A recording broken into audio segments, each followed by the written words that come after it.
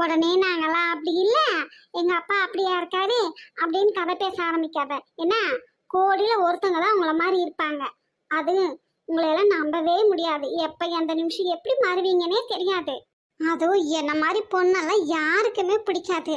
Straight ஃபார்வேர்டா நினைச்சதை பண்ணிக்கிட்டு நினைச்சதை பேசிக்கிட்டு அப்படியே வெறுத்து ஒதுக்கி எப்படி இவ்வளோ அடக்கி ஒடுக்கலாம் அப்படின்னு தான் நினைப்பீங்க இல்லை?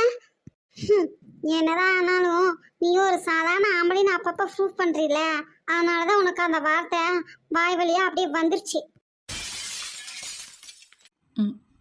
அப்பதான் சாரி, எங்கள் அப்பாவே நான் அப்படி வளர்க்கல தான். ஆனால் இந்த சொசைட்டியை பார்த்து பார்த்து நீ அப்படியே கெட்டு குட்டிச்சவர் ஆயிடாத என்ன.